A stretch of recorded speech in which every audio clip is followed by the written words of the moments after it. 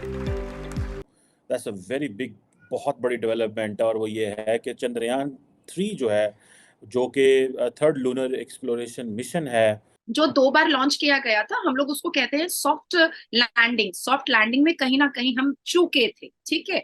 तो उसको हम लोगों को अब इसरो जो है वो पूरी कोशिश कर रहा है। इसरो जो है वो कहा जा रहा है कि जो वो एक नई डायरेक्शन में इंडिया को लेके जा रहा है।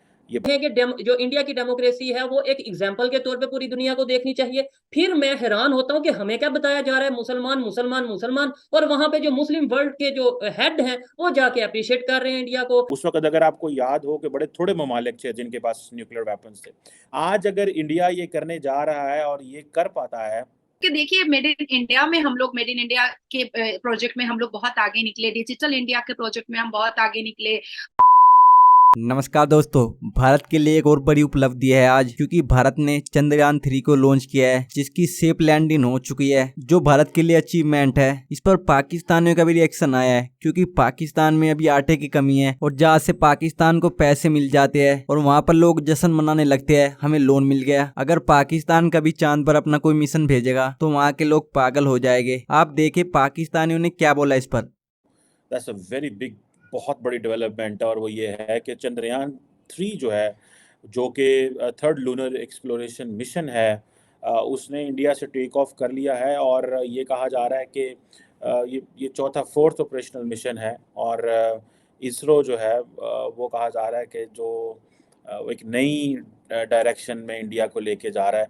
ये बहुत बड़ी डेवलपमेंट है। और ये जो चंद्रयान है, there is a probability, there is a possibility कि ये तकरीबन 24 अगस्त तक जो है ये चाँद तक पहुँचेगा। और ज़ाहिर बात है, ये जो चंद्रयान 3 की जो जो इशू जो जो इसका मिशन है, उस वो ये है कि ये लैंड करे लूनर सरफेस के ऊपर, वहाँ से डाटा कलेक्ट करे, साइंटिफिक एक्सपेरिमेंट्स करे, और जो मून की कॉम्पोजिशन है उसको डिस्कवर करे बेसिकली।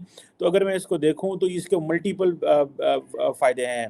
मून की कंपोजिशन चेक करना या डाटा कलेक्ट करना बहुत सारे और ममालिक कर रहे हैं, लेकिन जारी बात है ये इंडिया का एक्सक्लूसिव मिशन होगा। लेकिन देखिए, बैक इन 1970s जब इंडिया ने न्यूक्लियर वेपन टेस्ट किया था, तो that was a mission, that was a time जब इंडिया को एक मौका मिला कि वो ग्लोबल एलीट क्लब में बैठे जाके। उस वक्त अगर आपको याद हो कि बड़े थोड़े ममालिक थे जिनके पास न्यूक्लियर वेपन्स थे।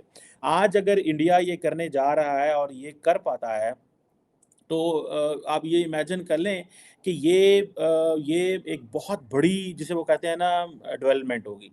इंडिया की स्पेस रिसर्च ऑर्गेनाइजेशन जो है उसने काफ़ी देर से इसके ऊपर काम कर रहे थे।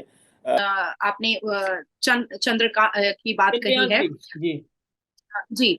तो जो 2 बार लॉन्च किया गया था, हम लोग उसको कहते हैं सॉफ्ट लैंडिंग। सॉफ्ट लैंडिंग में कहीं ना कहीं हम चूके थे, ठीक है। तो उसको हम लोगों को अब इसरो जो है वो पूरी कोशिश कर रहा है, काफी पैसे लग रहे हैं। अब बात है कि इंडिया इकोनॉमिकली बहुत ज्यादा स्ट्रांग है, डिफेंस में हम चौथे पोजीशन पर हैं, जीडीपी में हम 7.2 पोजीशन पर हैं, एजुकेशन में हम बहुत आगे हैं।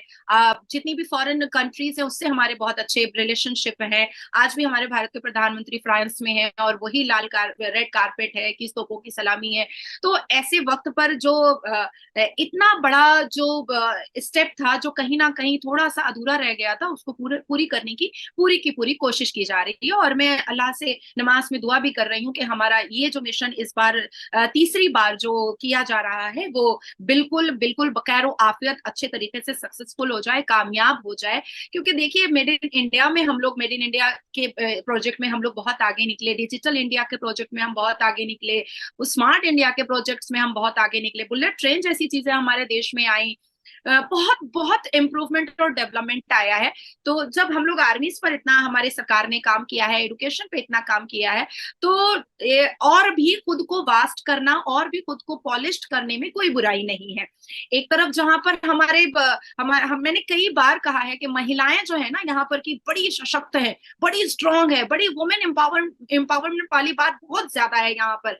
और युवा जो है ना वो भारत के प्रधानमंत्री मोदी जी के ना मतलब भक्त है, फैन है, कि बस हमें उनका साथ देना है, उनको सपोर्ट करना है। क्योंकि देखिए, जब हम स्कूल और कॉलेजेस में जाते हैं तो जो जो टीचर बहुत फ्रेंडली होते हैं वो बहुत इंटेलिजेंट होते हैं, तो भारत के प्रधानमंत्री हमेशा स्टूडेंट से बहुत फ्रेंडली रहे हैं, और भारत के प्रधानमंत्री बहुत इंटेलिजेंट है, और जिसका रिजल्ट और रिपार्केशन तो हम पूरी दुनिया में देख रहे हैं।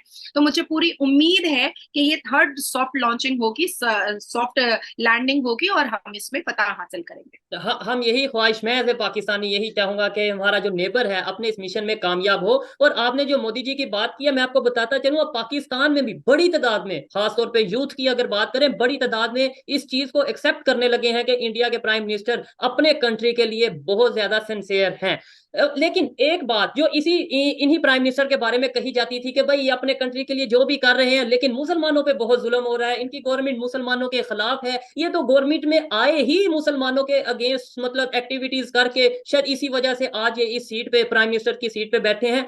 ये हमें सारी जिंदगी, मतलब मैं अपनी बात करूं, मुझे भी यही बताया गया, हमारे स्कूल में, यूनिवर्सिटी, कॉलेजेस में ये बताया गया। लेकिन अफसोस तब होता है, हैरत तब होती है जब मुस्लिम वर्ल्ड लीग के जो चेयरमैन हो या उनके जनरल सेक्रेटरी हो, वो इंडिया आए और कहेंगे इंडिया के मुसलमानों को तो फख्र है इंडियन होने पे, वो कहेंगे जो इंडिया की डेमोक्रेसी है वो एक एग्जाम्पल के तौर पे पूरी दुनिया को देखनी चाहिए।